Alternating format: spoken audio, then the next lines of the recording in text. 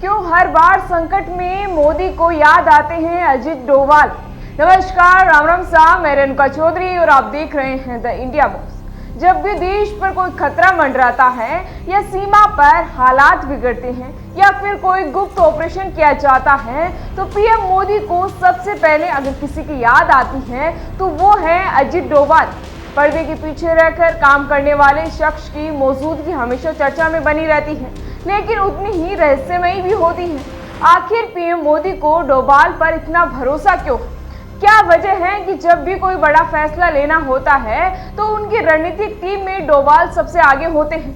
अजित डोभाल का जन्म 1945 को उत्तराखंड के ब्राह्मण परिवार में हुआ था।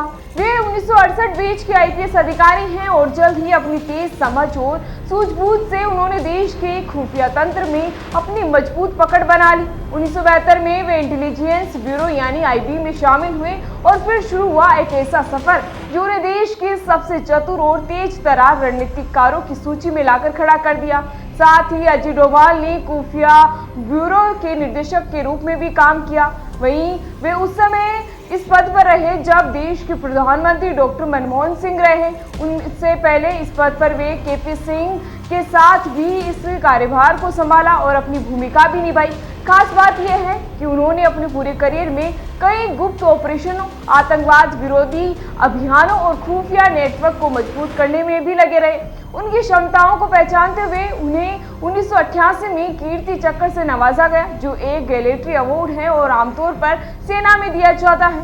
वह ये सम्मान पाने वाले पहले पुलिस अधिकारी बने। कहा जाता है कि डोभाल ने पाकिस्तान में 7 साल तक गुप्त एजेंट के रूप में भी काम किया और देश के लिए कई अहम जानकारियां भी जुटाई।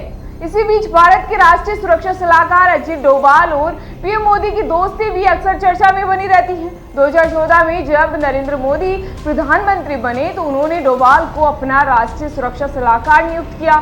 तब से लेकर अब तक ये जोड़ी भारत की सुरक्षा और विदेश नीति की सबसे मजबूत नींव बन चुकी है। उरी सर्जिकल स्ट्राइक हो या फिर बालाकोट एयर स्ट्राइक जैसी कार्रवाई में भी डोभाल की रणनीतिक भूमिका रही है, जिसके चलते नरेंद्र मोदी और राष्ट्रीय सुरक्षा अजित डोभाल की जोड़ी दुनिया की सबसे मजबूत और भरोसेमंद रणनीतिक टीमों में गिनी जाती है। हाल ही में जो भारत ने ऑपरेशन सिंदूर को अंजाम दिया तो एक बार फिर डोभाल का नाम चर्चा में आ गया। डोभाल की सोच हमेशा भीड़ से हटकर होती है और यही बात उन्हें खास भी बनाती है। वे अमेरिका और रूस जैसे देशों के साथ संतुलन बनाकर भारत की वैश्विक छवि को मजबूत करने में भी अहम रहे हैं। माना जा रहा है कि अमेरिकी राष्ट्रपति डोनाल्ड ट्रंप के भारत पर तीखे रवैये को भी डोभाल की कूटनीति ने संतुलित किया। आज 80 वर्ष की उम्र में भी अजित डोभाल पीएम मोदी के लिए एक अफसर नहीं बल्कि एक भरोसेमंद रणनीतिक साथी यानी दोस्त भी हैं।